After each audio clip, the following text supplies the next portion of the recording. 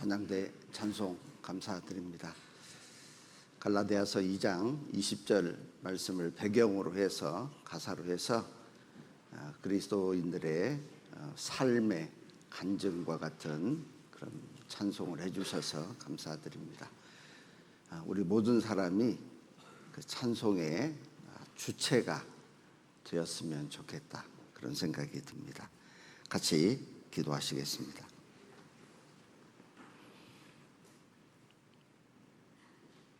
자비로우신 우리 아버지 하나님, 우리를 구원해 주셔서 참으로 감사를 드립니다. 우리는 하나님을 알지 못하고 또 하나님의 복을 받을 수 없는 죄인들이었지만 하나님께서 예수님 우리에게 보내주시고 십자가에 흘리신 보혈로 영원한 속죄를 이루고 깨닫게 하심으로 구원해 주셔서 감사드립니다. 우리가 구원받은 이 큰 은혜를 마음속에 깊이 새기고 또 하나님의 은혜에 감사하며 기뻐하는 귀한 삶을 살 수 있도록 자비를 베풀어 주옵소서. 우리 가운데 주님 재림하시는 그날 한 사람도 나고자가 없도록 자비를 베풀어 주옵소서. 한 주간 집회 가운데 주님 함께 해 주시고 또 귀한 말씀 함께 배우며 정케해 주셔서 감사드립니다. 이번에 새로이 말씀을 듣고 또 확증하는 귀한 시간 되었사오니 우리로 하여금 더욱 주님을 위해서 또 교회를 위해서 살아가는 귀한 계기가 되기를 원합니다. 이 시간 함께하지 못한 귀한 권속들 어느 곳에 함께 있든지 하나님께서 함께할 수 있도록 또 기회를 주시기를 원합니다. 병중에 있는 자가 있습니까? 마음에 상처 입고 여러 가지 시험 들은 지체가 있습니까? 하나님께서 속히 회복시켜 주시기를 원합니다. 이 시간 전국에 주님의 이름으로 모인 곳곳마다 하나님께서 은혜로 도와주시고 전 세계 복음이 전해지는 곳곳에 있는 우리 선교사님들과 가족들, 형제 자매님들 복음을 위해서 더욱 힘쓰며 어떠한 어려움이 있을지라도 주님만 바라보고 묵묵히 신앙생활 할 수 있도록 도와주옵소서. 이 시간 주님께서 함께 해주시고 도와주시기를 원하면서 예수님의 이름으로 기도드립니다. 아멘. 오늘 시작하는 말씀을 요한 1서 5장을 찾으시겠습니다. 요한 1서 5장 10절 말씀. 요한일서 5장 10절, 신약성경 393페이지가 되겠습니다. 5장 10절 찾으신 줄 알고 제가 먼저 읽겠습니다.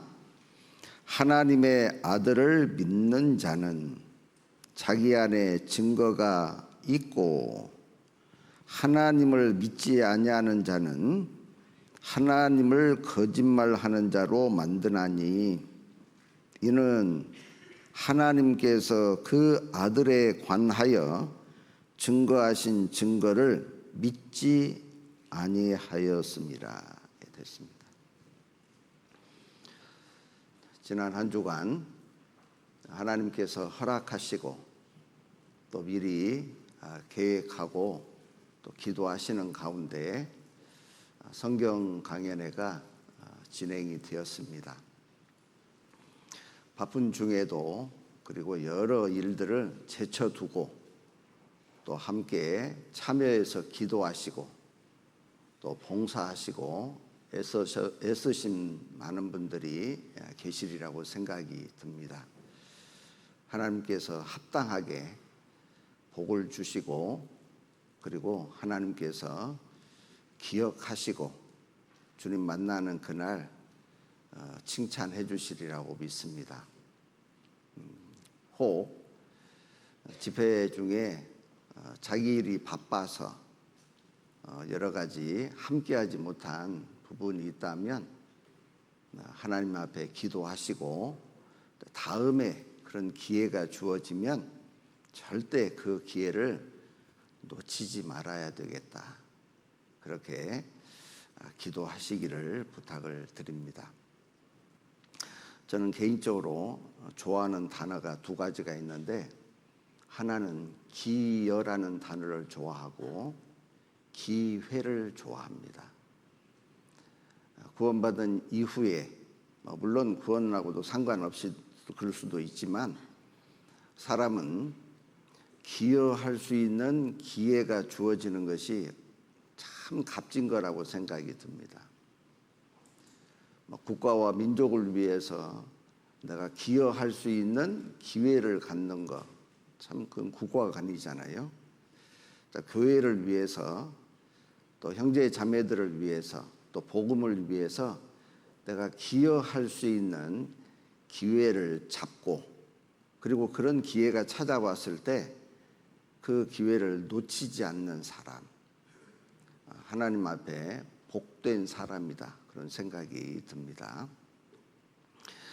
한 주간 우리는 말씀을 통해서 하나님을 깊이 알아보고 또 하나님의 뜻이 무엇인지 또 풍성하게 생각해 볼 수 있는 기회가 되었죠.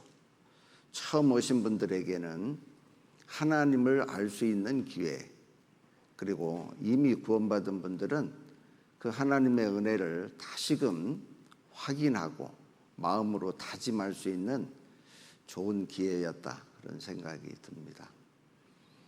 어제 집회를 마치고 집에 돌아가서 한참을 한 주간을 제가 복기를 해 보았습니다.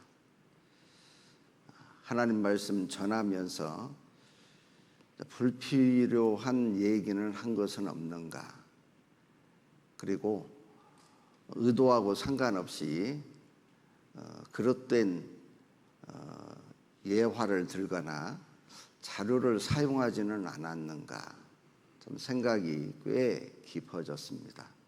늘 하는 거지만 많은 생각이 들죠. 혹 듣기 불편한 이야기, 그리고 보기에 불편한 일이 있었다면 이해해 주시고 또 기도해 주시기를 부탁을 드립니다. 우리가 구원을 받았다는 것, 그리고 하나님을 알았다는 것, 이것은 정말로 놀라운 일입니다. 저는 가끔 제가 혼자 있던 시간에 어쩌다가 복음이 전해지는 교회를 만났을까? 그리고 그때 내가 거부할 수도 있었는데 하나님의 말씀을 듣도록 내가 발걸음이 옮겨졌다고 하는 게 기가 막힌 찰나였다. 그때 구원을 안 받았다면 그 뒤로 말씀을 들을 수 있는 기회가 있었을까? 그리고 내가 지금 이 세상에 존재할까? 그런 생각을 많이 해봅니다. 저는 좀 특이한 사람이라 하여튼 술도 잘 먹고 그리고 취미도 위험한 취미를 좋아합니다. 그러니까 병으로 갔을 수도 있고 그러죠. 재해로 갔을 수도 있죠. 구원받았기 때문에 그 입으로 좋아했던 것도 끊고 그리고 몸으로 그렇게 좋아하는 취미생활도 뒤로 딱 멀리하고 오로지 신앙생활 하는 데만 마음을 두고 살았기 때문에 하나님이 이렇게 은혜 가운데 지켜주신 것은 아닌가 생각하면 너무 감사하죠. 그때 내가 구원을 받은 것은 참으로 감사한 일이지 않습니까? 우리도 그렇게 말씀을 들을 수 있는 기회가 주어졌고 구원을 받은 사람은 큰 행운이다.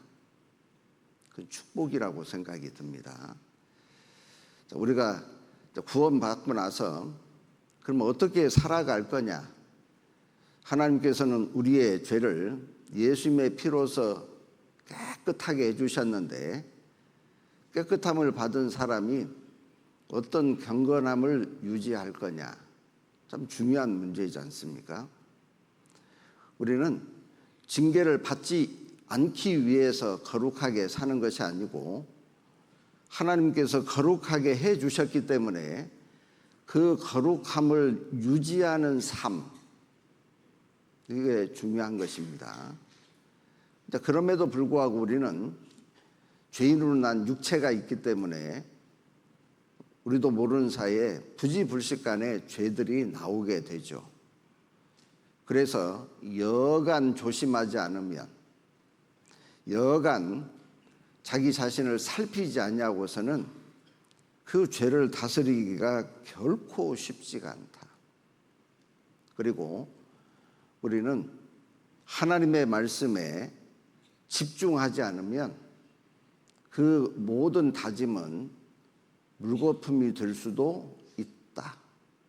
저는 그렇게 생각을 합니다.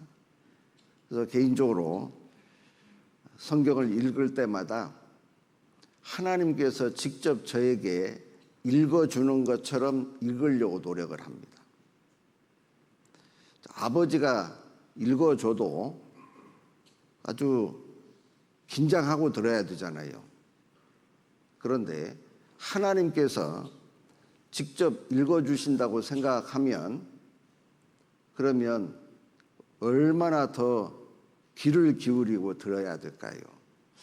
그런 마음으로 읽고 그리고 마음속에 이제 채근하면서 성경을 보려고 노력을 합니다. 왜? 하나님의 말씀이 내 삶을 다스리지 않으면 내 다짐으로는 어렵기 때문에 그렇죠. 그래서 오늘은 구원받은 그리스도인들의 증거와 그리고 구원에 대한 성경의 세 가지, 세 과정에 대해서 이제 말씀을 드리면서 신앙생활이 어떻게 해야 되는지 이제 마무리를 지어보도록 그렇게 하겠습니다. 오늘 시작하면서 읽었던 말씀에 하나님의 아들을 믿는 자는 자기 안에 증거가 있고, 하나님의 아들을 믿는다 그 말은 예수 믿는다 그 말이죠. 예수라고 하는 그냥 자연인을 믿는 게 아니고 예수님께서 하신 일, 하나님이 예수님을 통해서 나를 위해서 하신 일을 믿는 걸 가리키잖아요. 그런 사람들은 자기 안에 증거가 있다고 말씀했고, 그리고 그 증거는 자기의 삶 속에서 분명히 드러나야 된다는 거예요. 그리고 그런 증거가 나타나는 사람이 삶 가운데 죄를 멀리할 수 있고, 그리고 하나님 보시기에 합당한 사람이 되는 것이죠. 하나님을 믿지 아니하는 자는 구원받지 않은 사람이죠. 하나님을 거짓말하는 자로 만드나니, 무슨 거짓말? 이는 하나님께서 그 아들에 관하여 증거하신 증거를 믿지 아니하였습니다. 자, 예수님을 통해서 우리 죄를 영원히 용서했다는 사실을 믿지 않는 사람은 하나님을 거짓말하는 자로 여기죠. 하나님은 인생이 아니시니 시건치 않으시고 인자가 아니시니 후회가 없으시도다 그랬죠. 어찌 그 말씀하신 바를 행치 않으시며 하신 말씀을 실행치 않으시랴. 하나님은 말씀하시는 것은 반드시 지키는데 우리 죄를 영원히 용서했다는 말도 사실이다 그 말이죠. 그리고 그것이 믿어진 사람은 삶 속에 자기 안에 증거가 있고, 그리고 그 증거가 드러나게 돼 있다는 거예요.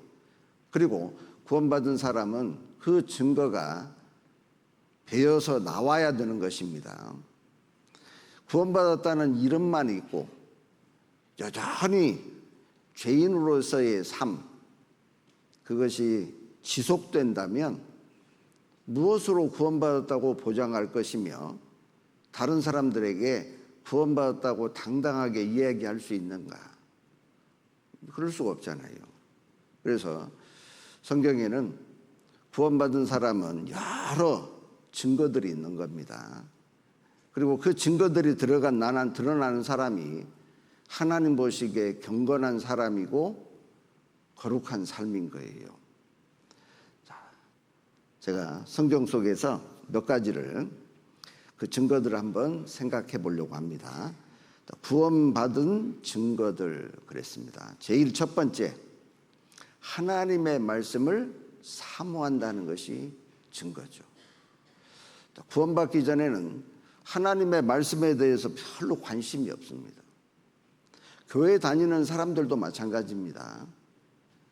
저는 초등학교 2학년 때부터 교회를 다녔고 고등학교 1학년, 2학년 때는 기차 통학을 하면서 고등학교를 다녔는데 4시 반 되면 일어나서 새벽기도 가고 다녀와서 아침 먹고 6시 55분 기차, 통학차 타고 익산으로 학교를 다녔습니다.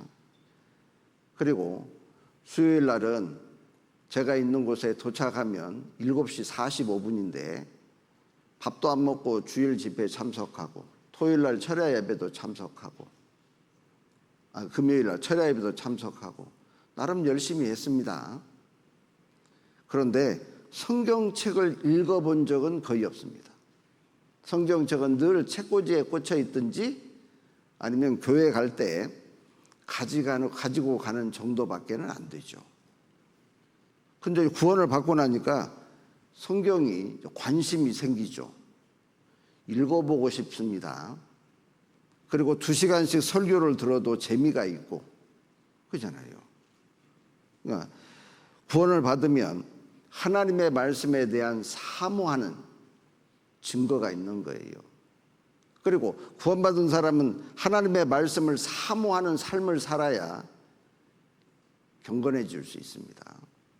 그래서 성경에 욥기에 내가 그의 입술의 명령을 어기지 아니하고 일정한 음식보다 그 입의 말씀을 귀히 여겼구나. 하루 3끼씩 먹는 일정한 음식보다도 하나님의 말씀을 더 귀하게 여기는 삶. 그리고 밥은 안 먹어도 말씀은 거르지 않아야 되겠다고 하는 그런 마음. 그 구원받은 사람이 가져야 될 마음이잖아요. 그렇게 그런 증거가 우리는 있어야 되는 겁니다. 그잖아요.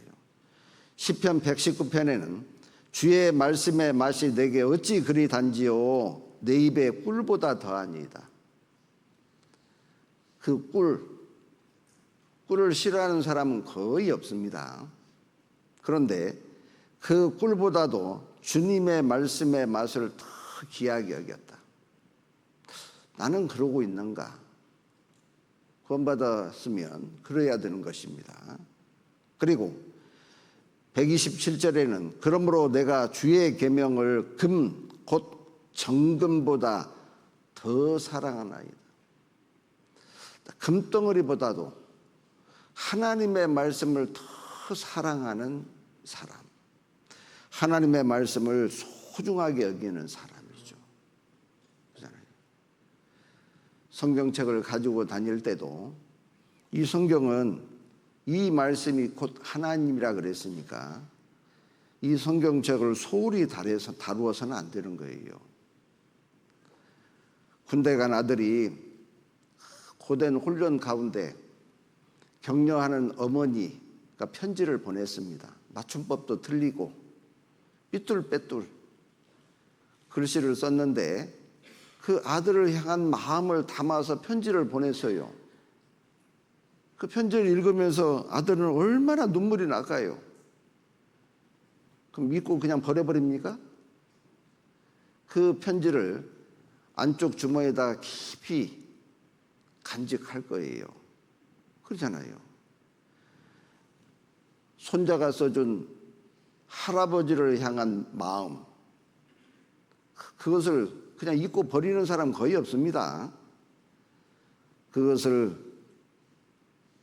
탁자 밑에 유리 밑에다도 끼워 놓을 수도 있고, 아니면 지갑 속에 넣어놓고 친구들 만나면 자랑도 하고, 뭐 그럴 수 있잖아요. 왜?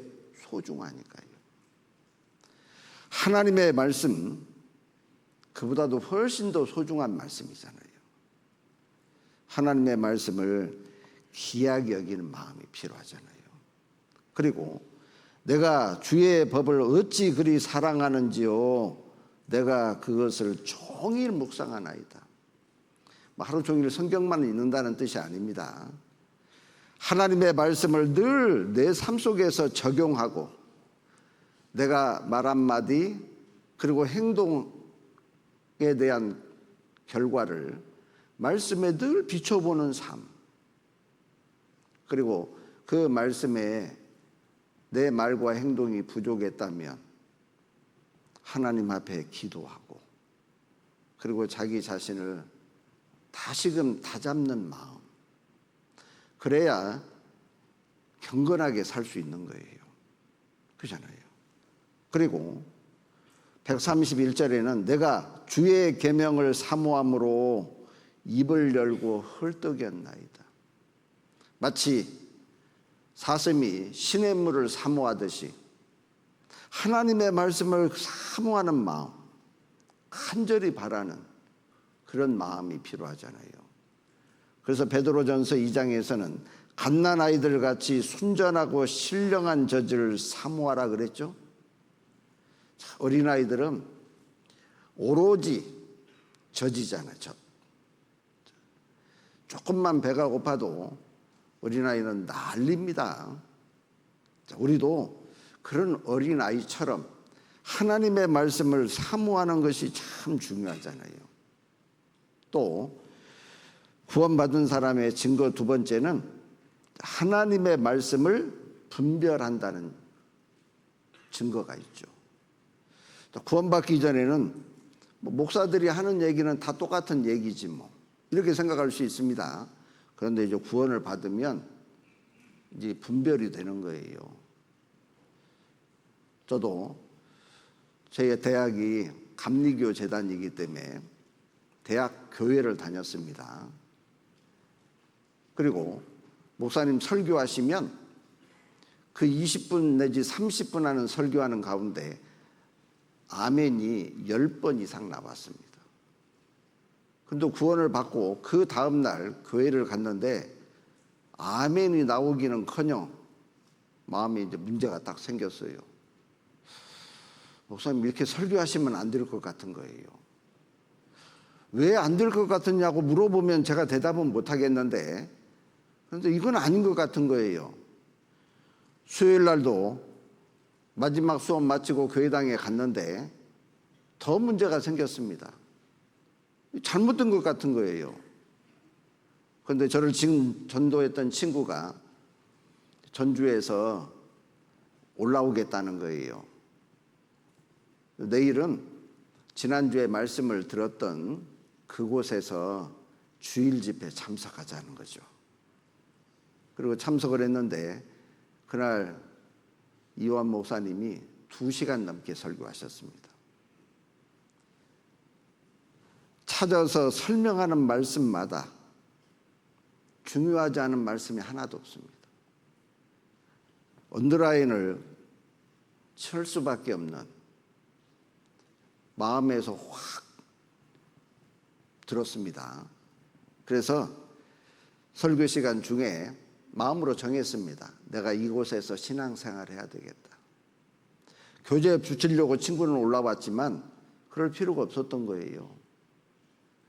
하나님의 말씀에 대한 판단이 아니고 이것은 분별이 생기는 거예요. 그렇잖아요. 구원받은 사람은 반드시 분별력이 생기도록 되어 있습니다. 입이 식물의 맛을 변별함 같이 귀가 말을 분별하지 아니하느냐? 우리의 혀는 맛에 대해서 너무 예민합니다. 조금만 짜도 씌어도 쓰고 달아도 그 맛을 분별하죠. 조금만 상한 것이 입에 들어가도 절대 목으로 넘길 수가 없어요. 뱉어버려야 되잖아요. 그런 것처럼 우리의 귀도 구원받으면 하나님의 말씀에 대한 분별력이 딱 생기게 되어 있고, 그리고 구원받은 사람은 분별하고 살아야 되는 거예요. 그렇잖아요. 세상과의 관계도 분별해야 되고, 선악에 대한 분별력도 있어야 되고, 그리고 하나님의 말씀, 진리의 말씀과 육신을 쫓아서 하는 설교하고 분별을 할 수 있어야 됩니다. 그렇잖아요. 고린도전서 2장 13절에 우리가 이것을 말하거니와 사람의 지혜의 가르친 말로 아니하고 오직 성령의 가르친 것으로 하니 신령한 일은 신령한 것으로 분별하느니라. 배움이 없는 90 되신 할머니도 분별을 합니다. 이제 10살밖에 안 먹은 어린아이도 구원받으면 분별을 딱 하는 거예요. 그래서 분별하지 못하게 되면 신앙생활을 잘 하기가 어려울 수 있습니다. 그렇잖아요. 그리고 세 번째는 그리스도인들과 교제가 되죠. 내가 구원받기 전에는 교회 다니는 사람들은 답답한 인생들, 맹꽁이 같은 사람들, 그렇게 생각했습니다. 이렇게 좋은 날씨에 산들바람이 부는 야외에 가면 먹을 것도 많고 즐거운 것도 많고, 그런데 한정된 장소에 쪼그리고 앉아서 그것도 자기 주머니에 헌금해가면서 답답한 인생이죠. 맹꽁이 같은 사람들이죠. 그런데 구원을 받으면 자기가 맹꽁이 대열에 합류합니다. 그러죠. 형제자매들 만나는 거 좋습니다. 그리고 하나님의 말씀으로 서로 교제하는 것이 너무 즐거웠고 행복한 거예요. 주일날이 기다려지고 수요일날이 기다려지는 사람, 교제를 사모하는 사람들이죠. 그렇잖아요. 구원받으면 그렇게 되는 거예요. 한 번도 얼굴을 본 적도 없고 서로 대화도 나누지 않았는데 구원받았다는 이유만으로 만나면 부둥켜 안고 좋아하잖아요. 외국에 선교를 가보면 그 구원받은 그 자매님들이요, 우리 문화하고 좀 다르잖아요. 그냥 와락 안겨버립니다. 그리고 막 볼도 비벼요. 민망하죠. 예. 근데 며칠 있으면 그것도 익숙해지더라고요. 예. 구원받았다는 이유 하나 때문에요. 그잖아요. 그리고 교제를 하면 대화가 되잖아요. 자, 보시죠. 너희를 불러 그의 아들 예수 그리스도 우리 주로 더불어 교제케 하시는 하나님은 기쁘시도다. 하나님께서 그렇게 교제케 해주셨어요. 신분 중요하지 않습니다. 그 사람의 여건과 상황 중요하지 않습니다.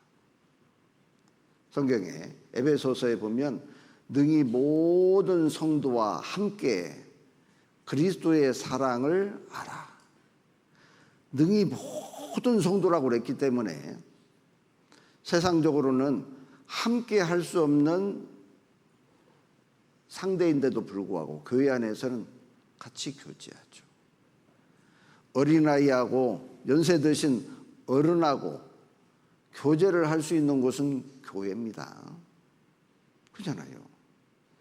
그리고 사회적인 신분이 차이가 있음에도 불구하고 서로 교제하는 것이 교회인 거예요. 어느 교회에 제가 있을 때 거기에 뇌성마비 자녀들을 두신 분들이, 구원받은 분들이 많이 있었습니다. 한 집사님의 자녀가 뇌성마비예요. 그리고 그 뇌성마비 자녀가 지금 현재 49살인가 50살인가 그렇습니다. 그러다 보니까 네, 그런 분들을 자주 만나게 되고 전도를 해서 많이 구원받았어요. 근데 이 친구들은 설교 시간에 느닷없이 소리를 지릅니다.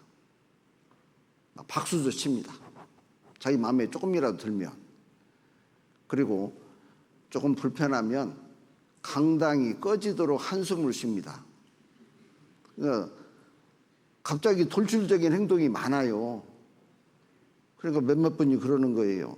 목사님, 뇌성마비 자녀를 둔 가족들은 방을 따로 만들어서 그곳에서 말씀을 듣게 합시다. 다른 분들이 말씀 듣는데 방해가 된다는 거예요. 안 된다 그랬습니다. 만약에 그렇게 하면 그 부모들의 마음이 어떨까요? 또 혹시 그런 일이 있다 하더라도 우리는 다 식구들입니다. 그렇잖아요. 식구들이기 때문에 서로 그것을 안고 그리고 함께 해야 되잖아요. 분리하는 것은 맞지 않는 겁니다. 그래서 설교 오시는 분들한테 미리 말씀을 드리죠. 갑자기 소리를 지르실 겁니다. 웃을 수도 있습니다. 당황하지 마시고 하시고 싶은 말씀 그대로 하십시오. 예. 오해할 수 있잖아요. 자칫 모르면. 예. 하나님은 우리 주 예수 그리스도와 함께 더불어서 교제케 하시는 거예요. 요한일서 1장에 우리가 보고 들은 바를 너희에게도 전함은, 자, 사도 요한이 이 요한일서를 받는 사람들에게 지금 하는 얘기입니다. 구원받은 사람들입니다. 우리가 보고 들은 바를 너희에게도 전함은 복음이죠. 너희로 우리와 사귐이 있게 하려 함이니, 우리가 복음을 전해서 구원받게 하는 것은 영혼을 건지는 것도 목적이고 우리가 같이 교제하려고요. 전도하는 겁니다. 그잖아요. 우리의 사귐은 아버지와 그 아들 예수 그리스도와 함께함이라. 구원받은 사람들이 하나님과 주님과 함께 더불어서 교제를 하는 거예요.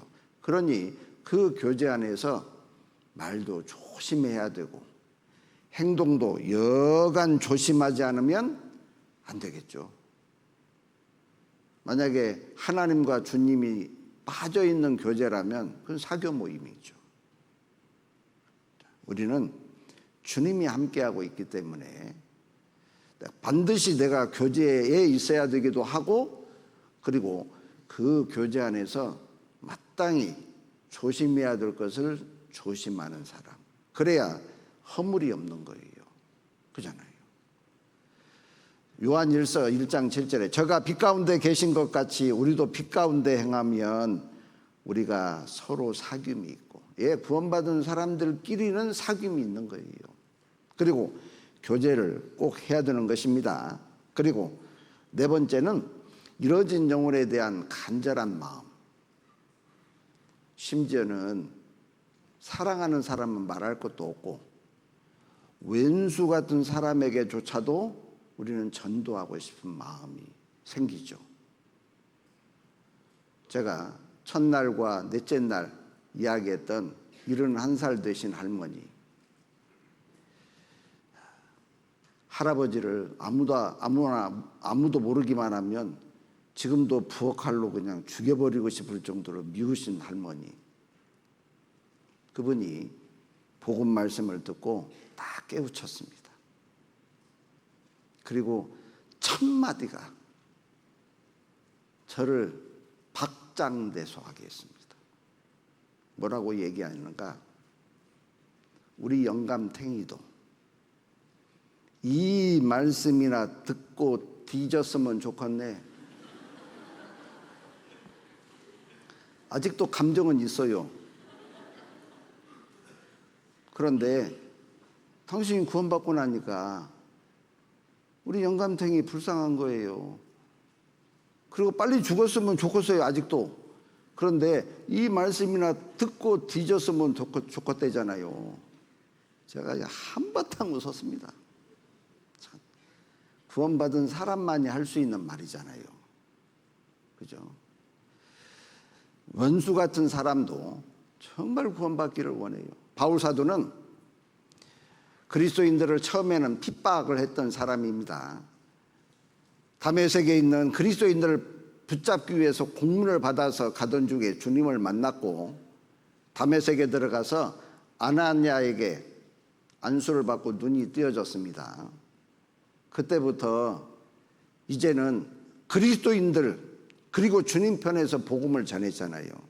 전에는 유대 종교가들 편에서 그리스도인들을 핍박하고 예수를 핍박했는데, 이제는 주님 편에서 복음을 전하니 유대 종교가들이 얼마나 방해하고 쫓아다니면서 괴롭게 했는지 모릅니다.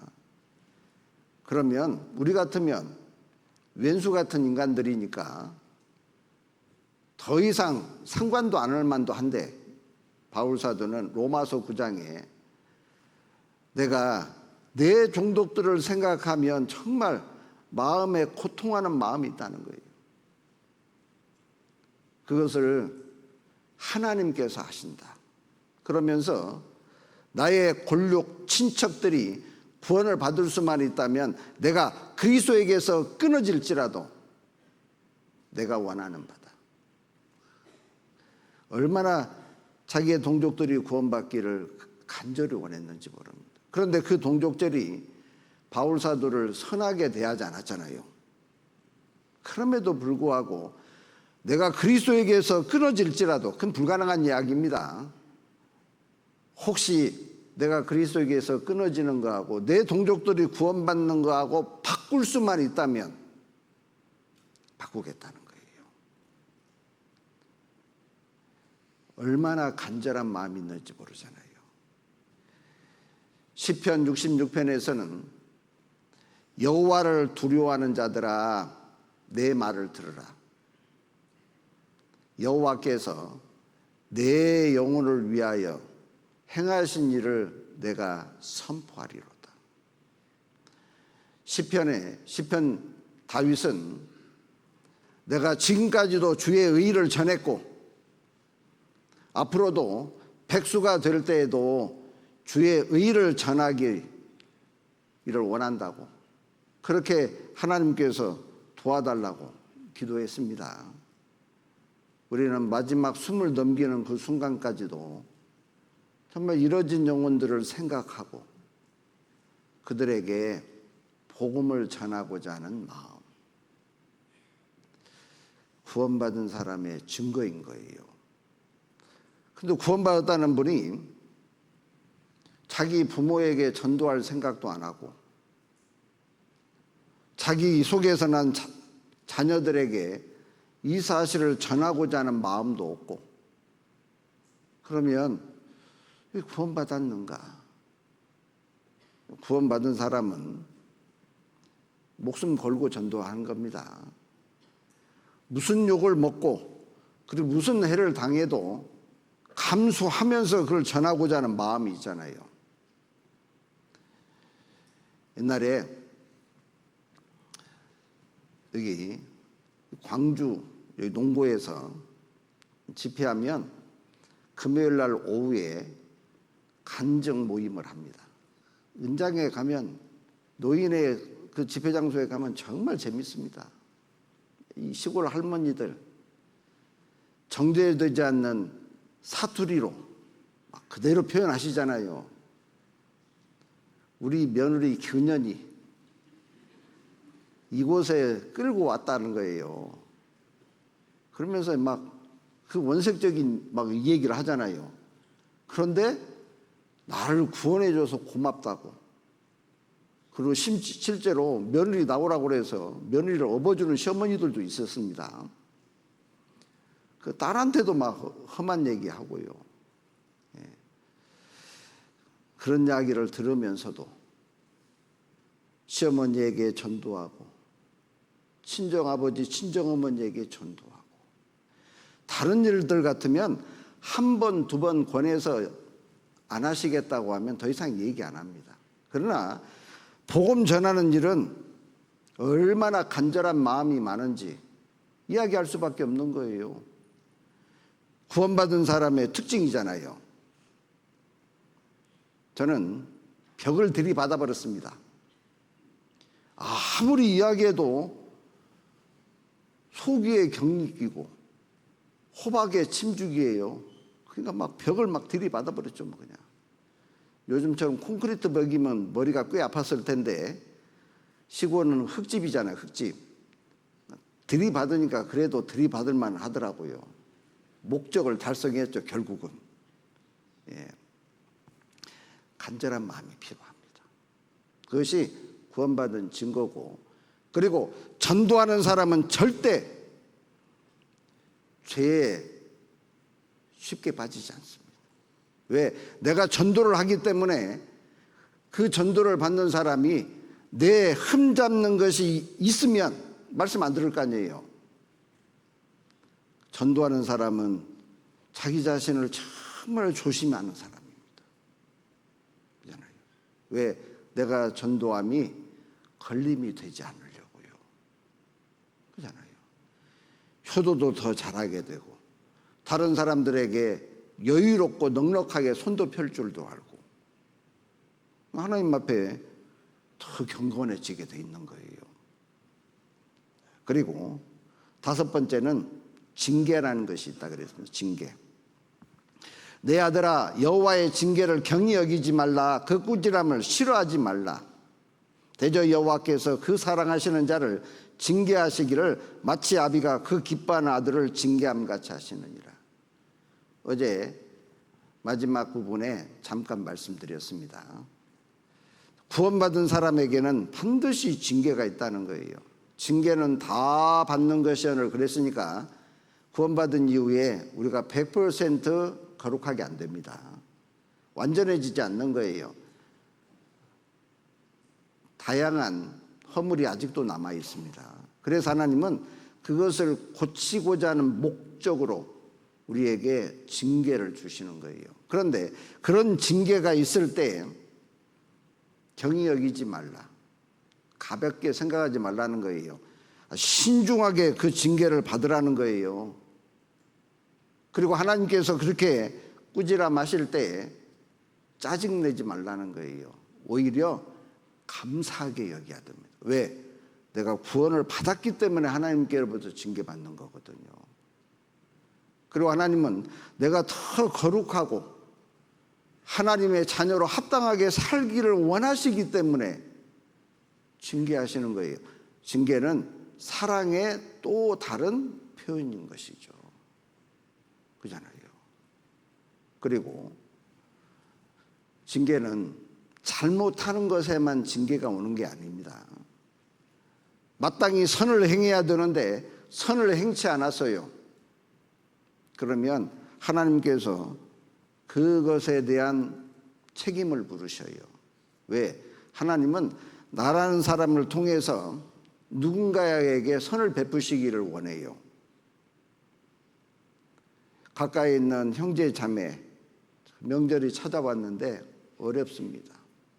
하나님은 내 마음을 움직여서 그분에게 하나님의 은혜를 베푸시기를 원하는데, 그리고 그런 마음을 내 마음에 주시거든요. 근데 그걸 무시해버려요. 그러면 그분은 또 다른 누구를 통해서 하나님께서 선을 베푸실 겁니다. 하나님이 하시고자 하면 반드시 그렇게 해요. 그런데 나는 하나님께로부터 책임을 받아야 되는 거예요. 그런데 그것을 무시하지 않고 하나님께서 주신 마음대로 하면 어떻게 할까요? 예, 보상해 주십니다. 하나님. 반드시 보상해 주십니다. 그대로만 해도 감사한데 몇 배로 보상해 주실 거예요. 그래서 성경에 야고보서 4장 17절에 선을 행할 줄 알고도 행치 아니하면 죄인이라 그랬죠.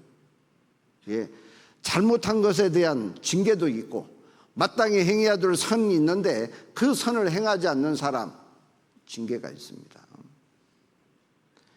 교회가 계획하고 마땅히 해야 될 형제 자매님들의 마음과 그리고 여러 가지 모아야 될 것이 있는데 그것에 인색한 사람, 결말이 반드시 안 좋은 것을 우리는 많은 예를 통해서 이미 알고 있어요. 그렇잖아요. 하나님은 다 계산하고 계십니다. 그러니까 우리는 하나님 앞에 징계가 있다고 하는 거 기억해야 되죠. 볼지어다 하나님께 징계받는 자에게는 저주가 아니죠, 복이 있나니 그런즉 너는 전능자의 경책을 업신여기지 말지니라. 징계가 찾아오면 일단 감사부터 해야 됩니다. 하나님 감사합니다. 이런 징계를 통해서 나를 더 의의 평강한 열매를 맺게 하시고자 하는 하나님의 계획이 있는 거거든요. 그리고 그것을 잘 극복하면 하나님이 회복시켜 주십니다. 반드시 회복시켜 주십니다.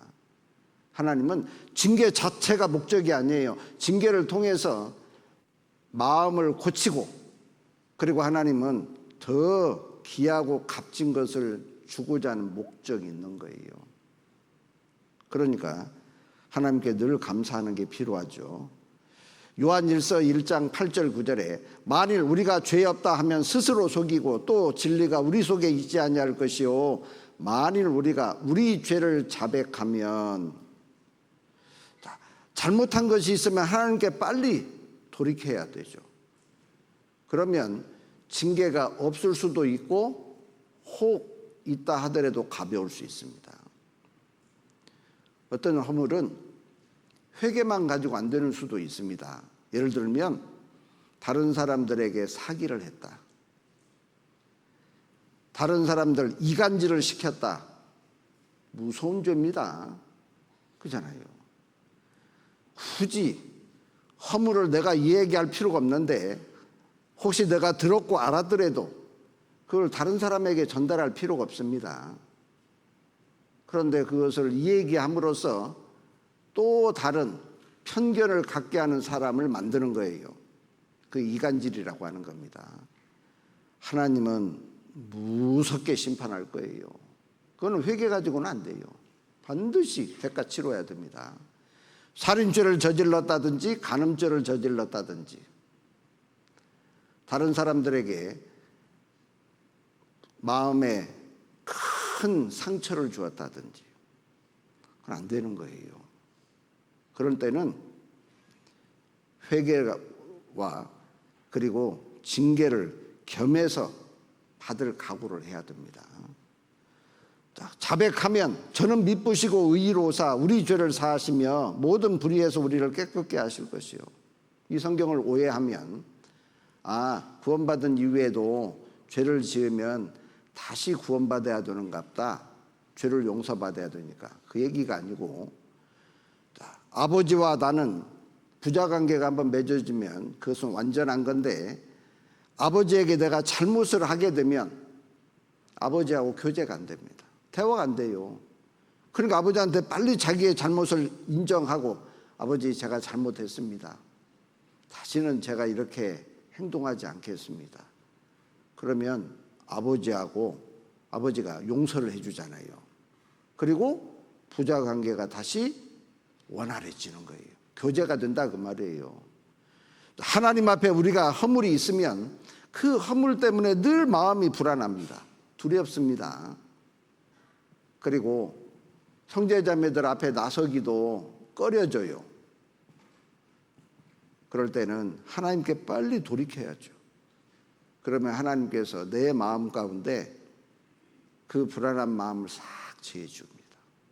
그리고 이제는 하나님 앞에 당당해지게 되는 거예요.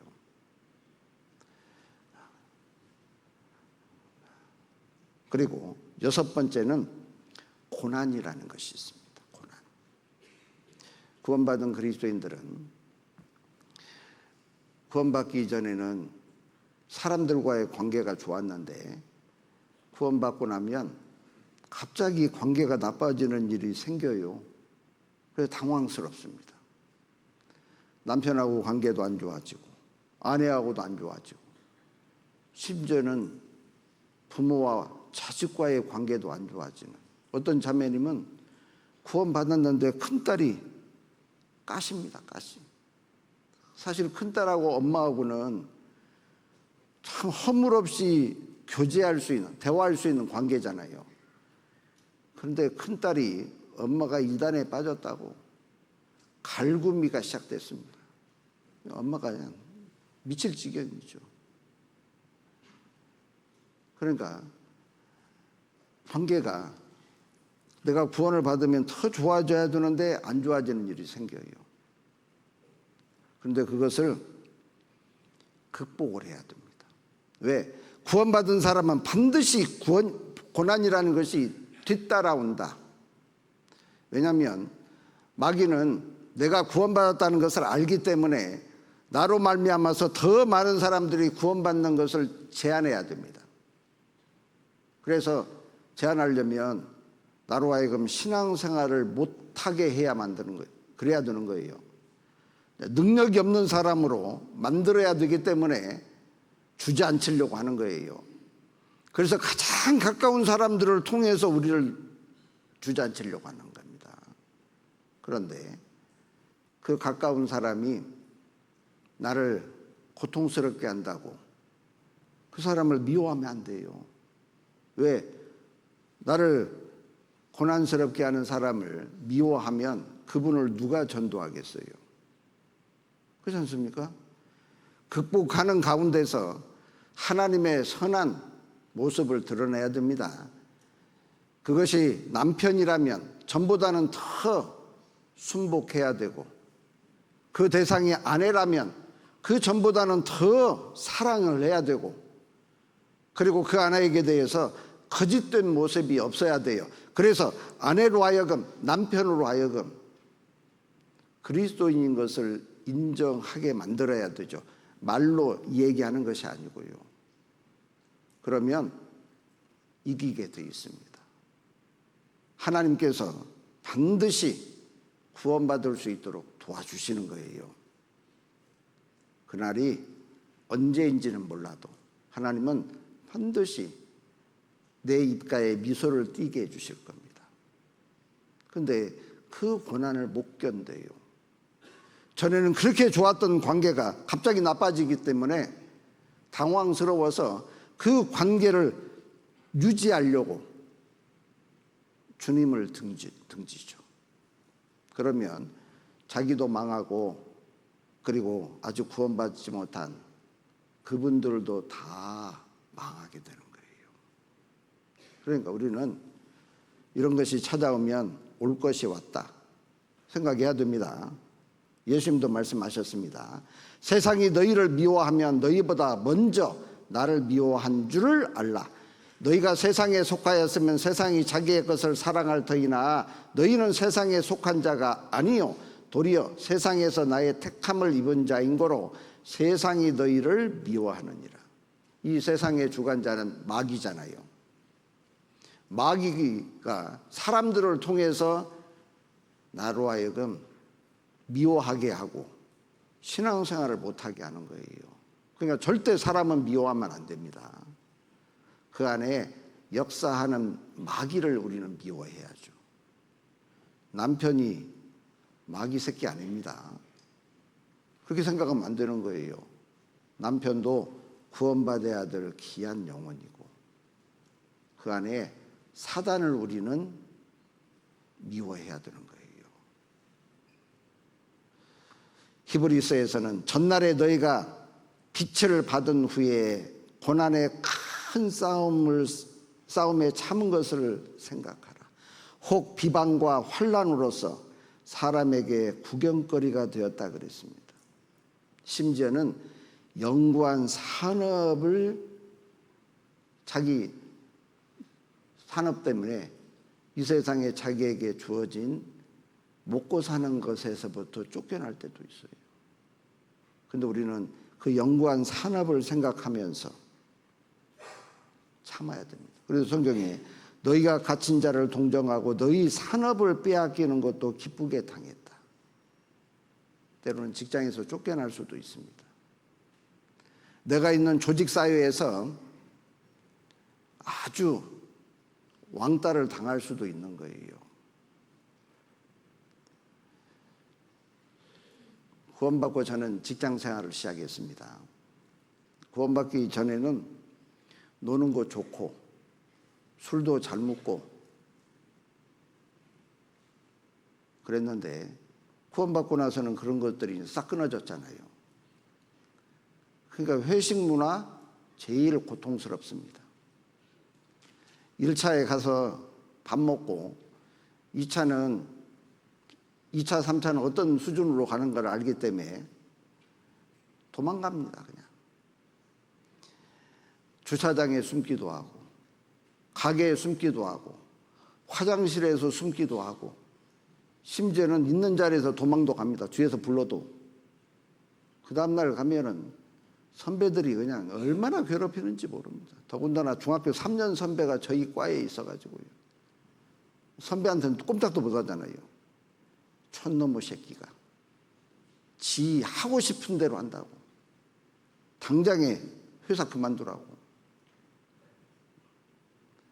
협박도 하고. 예, 그래도 우리는 그걸 고난으로 여기고 그냥 묵묵히 있다 보면 하나님께서 다 회복시켜 주시고 그리고 하나님이 세워주십니다. 제가 의정부에 갔을 때 그 선배들을 한번 보고 싶어가지고 제가 전화를 했어요. 저를 괴롭혔던 선배들. 한 분, 두 분 다 전무로 계시더라고요. 점심을 맛있게 사주더만요. 그리고 한 선배는 차도 저한테 사주면서 찻집에서 그러는 거예요. 둘이 이제 동기거든요. 선배들 둘이. 저를 그렇게 괴롭혔던 선배들인데 이제는 좀 정신이 들어왔는가. 네가 재춘이 그렇게 괴롭혔잖아. 네가 더 괴롭혔잖아 자식아. 그러면서 둘이 싸우더라고요. 예. 하나님이 그런 고난이 있다고 해서 문제되지 전혀 않습니다. 하나님은 우리 편입니다. 주님께서 다 아시는 일이잖아요. 세상이 너희를 미워하면 너희보다 먼저 나를 미워한 줄 알라. 그리고 주님께서는 베드로전서 4장에 그리스도께서 이미 육체의 고난을 받으셨으니 너희도 같은 마음으로 갑옷을 삼으라. 이는 육체의 고난을 받은 자가 죄를 그쳤습니다. 육체의 고난이 많은 사람일수록 경건하게 살 수 있습니다. 왜? 흠잡히지 않으려고 노력하는 거예요. 긴장하지 않으면 자기도 모르는 사이에 실수합니다. 우리가 말이나 행동을 실수할 때를 가만히 되새겨 보면 긴장하지 않았을 때입니다. 그런데 고난을 있으면 긴장하게 돼 있어요. 조심하는 거예요. 그러면 죄가 삶 속에서 그쳐지는 거예요. 고난을 절대 싫어하면 안 됩니다. 오히려 감사하게 여기는 게 필요하죠. 히브리서 2장 18절에 자기가 시험을 받아 고난을 당하셨은즉 시험 받는 자들을 능히 도우시느니라. 하나님은 예수님처럼 고난 당하신 분 이 세상에 누가 있어요?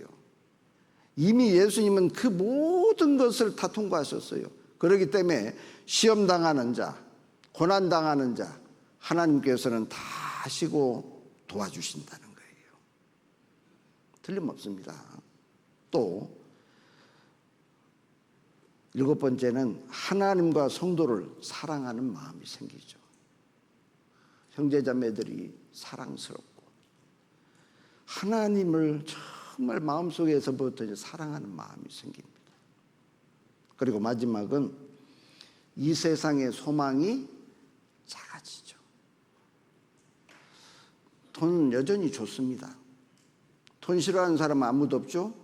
그런데 그보다도 하나님께서 내게 베풀어 주신 은혜가 점점점 더 크게 성장을 하기 때문에 점점 이것은 별 중요하지 않은 것으로 여겨지는 거예요. 전에는 자존심 중요했습니다. 내 자존심 조금만 건들리면 호랑이보다 더 무서웠습니다. 그런데 자존심 건드려도 잠잠할 수 있습니다. 왜? 중요한 게 아니니까. 다른 사람들이 나를 멸시하고 때로는 조롱해도 그거 중요하게 여기지 않습니다. 옛날 같았으면 목숨 걸고 덤비죠. 이 세상의 명예와 출세, 먹고 사는 수단으로는 필요한데 그것이 목적이 아니기 때문에 그렇게 크게 여기지 않습니다. 그렇잖아요. 재물이 많든 적든 사회적인 신분이 어떻든 말든 하나님께서 내게 주신 은혜만 생각하면 감사하고, 그리고 그 하나님을 내가 만날 때 내가 어떤 마음으로 만날까, 그 생각하고 살아가는 삶, 구원받은 증거인 거예요. 그리고 우리는 그런 증거가 나타날 때 내 삶이 경건해지고, 그리고 하나님 앞에 거룩한 삶이 되는 것입니다. 하나님은 그런 사람을 기뻐하시잖아요. 또 성경에 구원받은 사람이 주님 만날 때까지 신앙의 과정을 이렇게 또 표현한 적이 있습니다. 또 가라사대 하나님의 나라는 사람이 씨를 땅에 뿌림과 같으니 저가 밤낮 깨고 자고 하는 중에 씨가 나서 자라되 그 어떻게 된 것을 알지 못하느니라. 땅이 스스로 열매를 맺되 처음에는 싹이요 다음에는 이삭이요 그 다음에는 이삭의 충실한 곡식이라. 열매가 익으면 곧 낫을 내나니 이는 추수 때가 이르렀습니다. 하나님이 구원을 받고 주님 만날 때까지의 그 과정을 땅에다가 씨앗을 뿌리는 것으로 설명하고 있는 거예요. 봄의 농부는 밭을 갈고 씨앗을 뿌립니다. 그러면 적절한 온도와 습도가 주어지면 뿌리가 내리면서 싹이 올라와요. 그리고 잘 자라면 이삭이 올라옵니다. 그리고 그 이삭에 그 충실한 알곡이 채워지죠.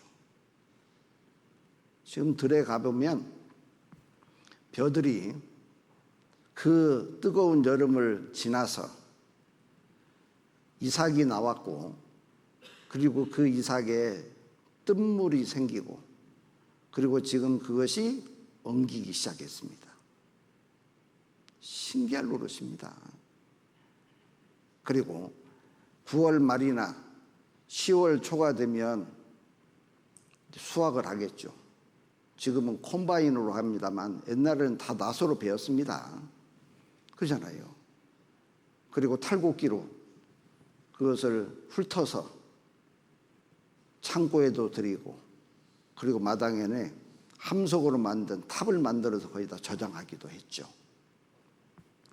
그런 것처럼 우리가 구원을 받는 것은 씨앗을 땅에 뿌려서 싹이 나는 거와 똑같다는 거예요. 그잖아요. 하나님의 말씀이 우리에게 주어졌습니다. 그래서 그 하나님의 말씀을 통해서 싹이 난 거예요. 그래서 어린아이들 찬송가에도 싹트네 싹이 터요, 하나님의 사랑에 싹이 텄다 그러잖아요. 구원받은 단계인 거예요. 그리고 신앙생활을 잘 하게 되면 곡식이 이삭이 나오듯이 이삭이 생기는 단계가 있는 거예요. 잘 자라지 않으면 이삭이 빈약합니다. 성장의 과정이 있는 거예요. 그리고 나중에 충실한 곡식이 맺어지면 수확을 해서 창고에 드리는 것처럼 하나님 나라의 창고에 우리가 들어간다 그 말이거든요. 근데 그 세 가지의 과정을 동일한 단어로 성경은 이야기하는데 구원이라는 단어로 설명을 합니다. 영혼이 구원받는 것도 구원, 신앙생활도 구원, 그리고 장차 하나님 나라에 영광스럽게 들어가는 것도 구원이라는 단어로 사용하는데, 그런데 그 구원이라는 단어를 잘 분별해야 되는 거예요. 잘못하면 자기가 영혼 구원받은 것을 부정하게 될 수 있습니다. 자, 정리를 도표로 한번 해보겠습니다. 세 가지 구원의 과정, 그렇게 제가 표현했습니다. 자, 첫 번째는 영혼 구원, 두 번째는 생활 구원, 성품 구원이라고도 합니다. 그리고 세 번째는 몸의 구원입니다.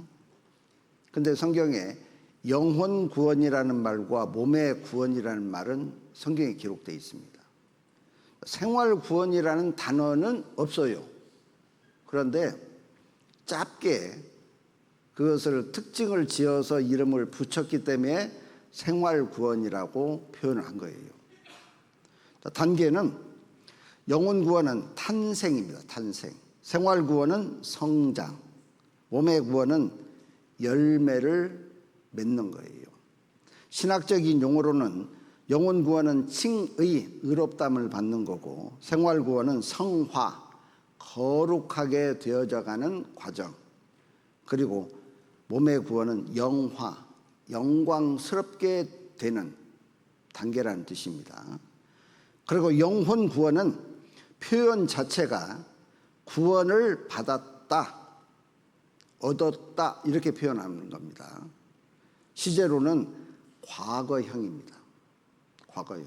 그리고 영혼 구원을 받는 방법이 있는데 그것은 믿음으로 받는다는 거예요. 믿음으로 말미암아 구원을 얻었나니.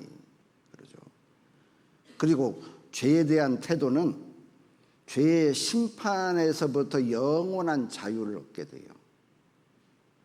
이제는 심판받고 지옥 갈 일은 없다는 거예요. 왜? 영원한 속죄가 이루어졌으니까.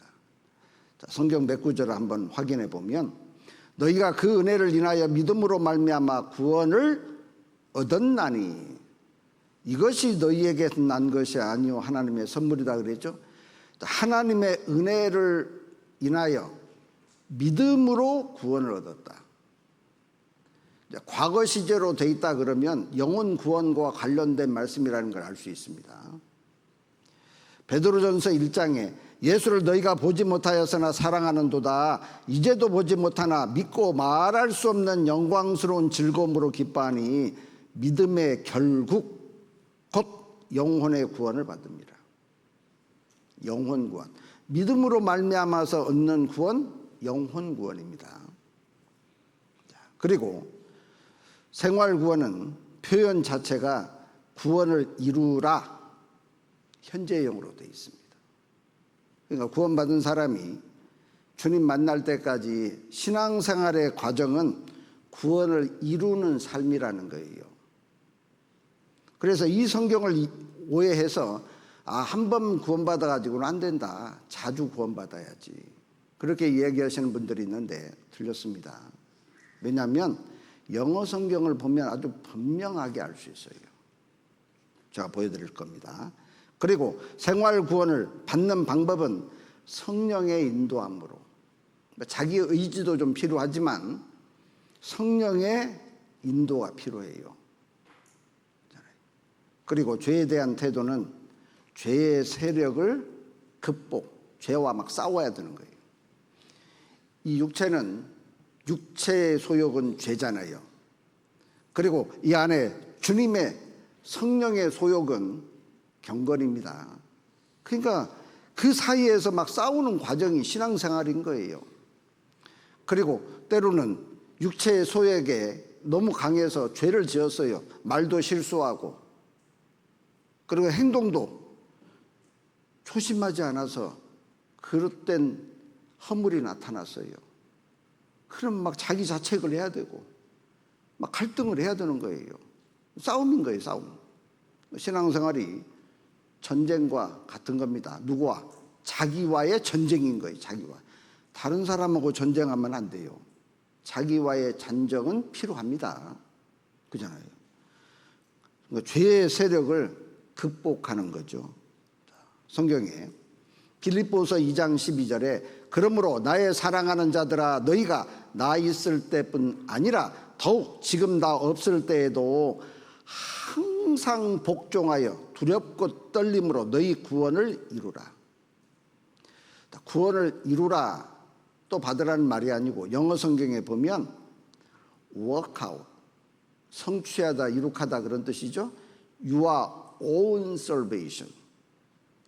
own salvation이니까 이미 구원을 가지고 있는 사람이 그 구원을 이루어가는 삶, 성취하는 삶이라는 거예요. 그런데 방법이 있는데 with fear and trembling, 두렵고 떨림으로. 그리고 앞에 부분에 my 복종하라는 표현이 있잖아요. 오베이라고. 항상 복종하여. 두렵고 떨림으로, 그리고 항상 복종해서 구원을 이루는 거예요. 그 두 가지가 결여되면 구원을 이루는 삶이 안 돼요. 그럼 뭐에 대한 복종일까? 두 가지로 요약할 수 있는데, 제일 첫 번째는 하나님 말씀 앞에 복종을 해야 됩니다. 하나님의 말씀이 주어지면 하나님의 말씀은 오류가 없기 때문에 걸르면 안 되는 거예요. 그 하나님의 말씀 앞에서는 무조건 이해해야 됩니다. 그렇잖아요. 내 상황과 여건, 그것 때문에 하나님의 말씀을 뒤로 해도 안 됩니다. 하나님께서 내게 말씀을 주실 때는 그런 상황과 여건을 모르고 하시는 게 아니잖아요. 그런 것이 있음에도 불구하고 그 하나님의 말씀을 받드는 것이 필요한 거예요. 만약에 임금이 신하에게 어떤 명령을 내렸다고 생각해봐요. 임금님, 제가 좀 바빠서요. 제가 개인적으로 좀 할 일이 있어서요. 그리고 임금님께서 하명하시는 일을 뒤로 하겠습니까? 그러면 바로 모가지죠, 그냥. 그러죠. 하나님께서 우리에게 말씀하실 때는 내 여건과 환경 다 아십니다. 그럼에도 불구하고 하나님은 그 말씀을 좇기를 원해요. 때로는 그 말씀대로 살려고는 하는데 안 될 수도 있습니다. 그래도 하나님은 인정하시죠. 중요한 것은 우리의 마음의 태도인 거예요. 두 번째,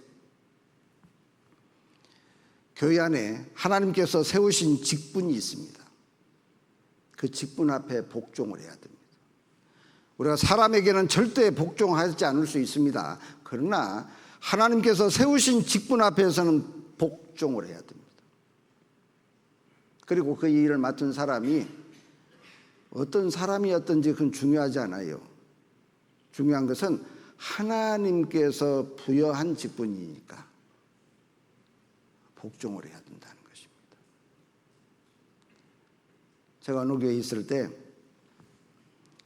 구역장님이 30대 후반입니다. 배움도 많지 않아요. 대학교를 못 나왔어요. 그리고 일도 거의 몸으로 하는 그런 일을 합니다. 머리 쓰고 하는 일이 아니에요. 그래도 구원받아서 너무 즐거워하고 교회를 사랑하는 마음이 있어서 구역장을 시켰습니다. 참 잘합니다. 열심히 합니다. 그런데 구역 모임을 하는데 교회 안에 꽤 구원받은 지 오래되고 직분 있는 분이 구역장이 얘기하는 말을 딱 가로막습니다. 구역장 잠깐, 내가 할게. 내가 구역장을 제껴버립니다. 절대 안 되죠.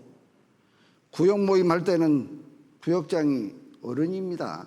교회에 어떤 직분을 가지고 있든지, 그리고 과거에 어떤 신앙생활을 했든지 그 중요하지 않아요. 그렇잖아요.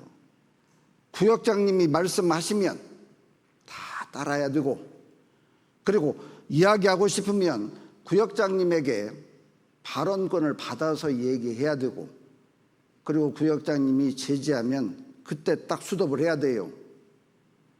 근데 말을 안 들어. 그럼 안 되죠. 하나님 보시기에 합당하지 않잖아요. 그리고 교회 안에서 일을 맡고 있는 여러 일꾼들이 있는데 잘하네 못하네 판단하고 그리고 협조를 안 해. 그것은 구원을 이루는 삶이 될 수가 없어요. 그렇지 않습니까? 어느 때에 하나님은 어느 사람들을 일을 맡겨서 하나님의 뜻을 이루고자 하는 겁니다. 혹 허물이 있으면 허물을 덮어줘야 되고 부족한 것도 있으면 기도를 해줘야지 비난하면 안 된다 그 말입니다. 그래서 교회 안에는 말씀을 맡은 전도인이 있고 봉사회장님이 있고 어머니회장, 은빛장년회장님이 있고 각 부서장들이 있고 교구장이 있고 교구조장이 있고 그리고 구역장, 초장들이 있고 그런 일을 맡으신 분들을 정말로 존중히 생각해요. 왜? 그분들을 왜 내가 존중해야 될까요? 그분들을 높이려고요? 아니고 나를 위해서 그러는 거예요. 그분들이 잘 교회를, 구역을 경영을 하면 그 혜택이 나한테 돌아오잖아요. 그러니까 그분들을 협조하고 그리고 내가 좀 듣기 싫어도 그리고 내가 그 이야기대로 하는 것이 싫어도 예 알았습니다. 제가 참여하겠습니다. 동참하겠습니다. 그런 분이 훌륭한 분인 거예요. 그렇잖아요. 제가 어떤 어르신 두 분을 굉장히 존중하는데 그분들은 우리 아버지보다 연세가 더 많으신 분들입니다. 전도사로 있을 때 함께 교회에 있었던 분들입니다. 그런데 이번에 학예수양회 4차 때 그 교회가 속해 있고 그리고 어르신들이 오셨다는 거예요. 제가 그래서 불어 인사하러 갔죠. 대강당에 한 20여 명 모여 계시더라고요. 그런데 제가 귀하게 여기시는 그분이요. 앉아 계시다가 의자에서 통로로 나오셔. 그리고 먼저 인사를 해요, 저한테요. 그리고 손을 내밉니다. 가슴이 울컥거리더라고요. 제가 고개 하나 드렸습니다. 어르신 고맙습니다. 존중히 여기는 마음이 있는 거예요. 그렇잖아요. 우리가 교회 안에서 일 맡은 일꾼들, 그 일이 어떤 일이든지 간에 귀하게 여기고 복종하는 마음이 필요합니다. 그렇지 못하고 그 일 맡은 사람들을 어렵게 하고 마음에 근심을 주고 힘들게 하면 하나님께서 특별히 형벌하신다고 말씀했다는 거 아십니까? 보시겠습니다. 베드로후서 2장에 육체를 따라 더러운 정욕 가운데서 행하며 주관하는 일을 멸시하는 자들에게 특별히 형벌하실 줄을 아시느니라. 이들은 담대하고 고집하여 떨지 않고 영광 있는 자를 회방한다. 정말 무서운 이야기입니다. 주관하는 일을 멸시하는 자들, 그냥 형벌이 아니라 특별히 형벌하신대요. 아주 하나님께서 마음 먹고 형벌한다 그런 뜻이잖아요. 이런 사람들은 영광 있는 자, 디그니테리어스인데 관리, 관직이라는 뜻이죠. 교회 안에도 그런 직분이 있잖아요. 봉사의 직임이. 회방한다고 되어 있습니다. 안 되는 거예요. 그러면서 11절에 더 큰 힘과 능력을 가진 천사들이라도 주 앞에서 저희를 거스려 영광 있는 자죠. 주관 있는 자입니다. 거스려 회방하는 송사를 하지 아니하느니라. 능력이 더 많고 힘이 있는 천사들도 절대로 판단하지 않는다는 거예요. 그러면 나는 그 천사와 천사보다도 능력이 더 많고 힘이 셉니까? 착각하고 있는 거잖아요. 그러니까 두렵고 항상 복종하여, 복종이 중요합니다. 말씀의 복종, 그리고 교회 안에 직분 앞에서 복종. 두 번째는 두렵고 떨림으로 너희 구원을 이루라 그랬죠. 두렵고 떨리는 것은 늘 뭐 공포스럽게 막 걱정스럽게 이런 얘기가 아니고 항상 조심. 말 한마디를 할 때도 조심해서 하고, 행동 하나 할 때도 내 행동이 다른 사람들에게 어떤 영향을 끼칠 것인지를 늘 염두에 두고 그렇게 하라 그런 뜻이죠. 그런데 함부로 말하고 생각나는 대로 얘기하고 그러면 안 돼요. 저는 말을 많이 하는 사람이잖아요. 그러니까 제 입이 정말로 한탄스러울 때가 너무 많아요. 그래서 제가 책상도 많이 지어봐봐요. 괜히 그때 그 쓸데없는 얘기를 해가지고 그러기도 하고, 때로는 어떤 교제 모임에서 불필요한 얘기를 해가지고 그때는 모르고 그냥 웃고 지나갔는데 하루 일과를 마감하면서 책상에 앉아서 이제 생각을 해보니 거기에 함께 있던 어떤 자매님 문제가 됐을 것 같은 거예요. 그래서 먼저 하나님께 기도하고 10시 반이 되어서 문자를 보냈죠. 자매님, 제가 아까 이런 이야기를 했는데 자매님에게 문제가 되었지 싶습니다. 혹시 마음 불편하셨으면 용서해 주시고 저를 위해서 기도해 주십시오. 죄송합니다. 3분 있다가 띵 하고 답이 왔어요. 뭐라고 왔냐? 목사님, 이제 마음이 편해졌습니다. 문제 됐다는 거예요? 안 됐다는 거예요? 문제 됐죠. 수요일 날 저녁에 불어 제 방에 찾아와서 문 빼꼼히 열면서 목사님 감사합니다. 제가 잘못했는데 뭔 감사해요. 자기의 심정 알아줬다고. 예, 우리 실수할 수 있잖아요. 그러나 더 조심해야 되는 거예요. 왜? 내가 무심코 한 말이 누구에게는 정말 가슴을 무너지고 메어지게 할 수도 있다는 거예요. 내 행동 하나가 교회에 얼마나 큰 영향을 끼치는가, 이걸 생각을 하면 정말 두려운 이야기입니다. 옛날에 어떤 교회에서 전도 집회를 하고 있는데 많은 분들이 참석했는데 서로 만난 거예요. 근데 만났는데 며칠 전에 접촉사고 나가지고 삿대질하면서 싸운 사람.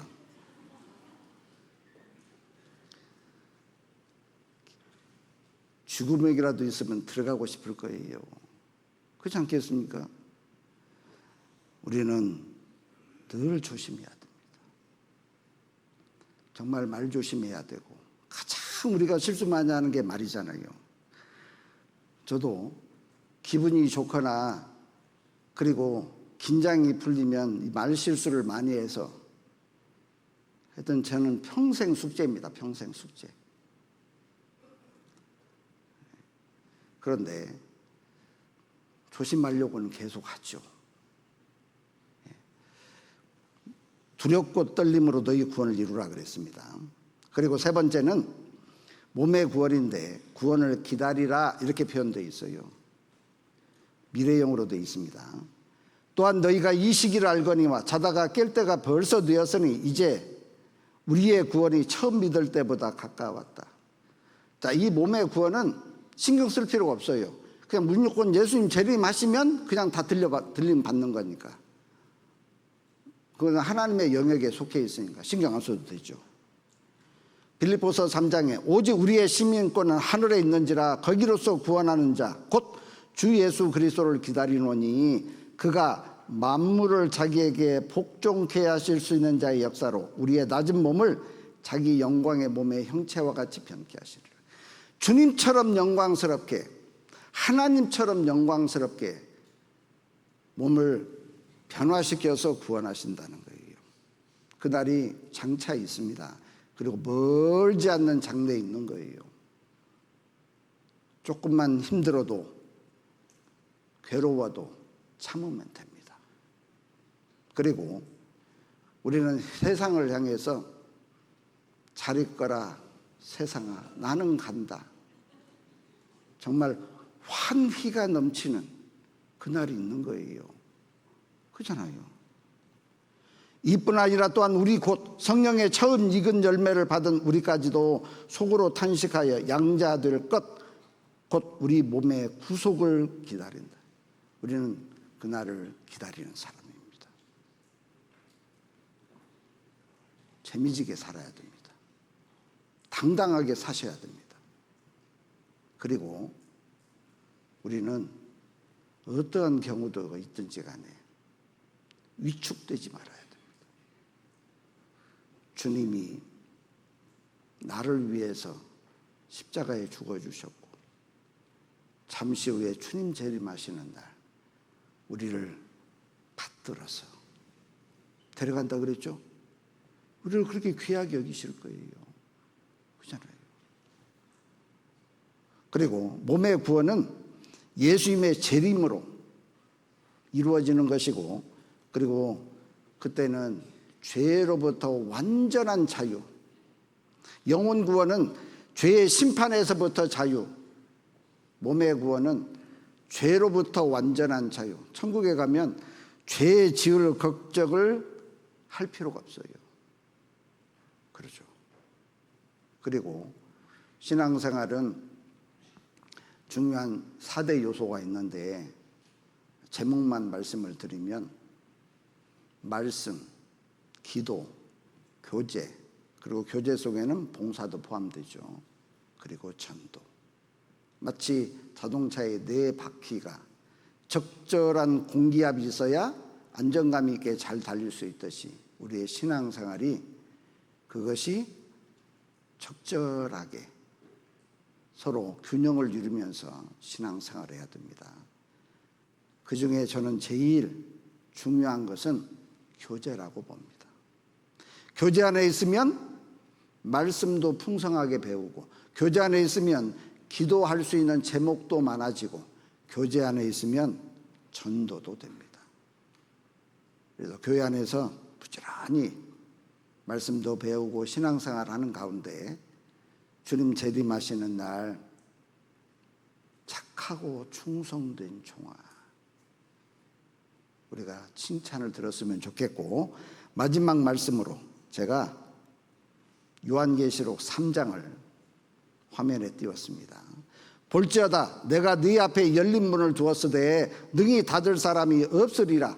내가 네 행위를 아노니 네가 적은 능력을 가지고도 내 말을 지키며 내 이름을 배반치 아니하였도다.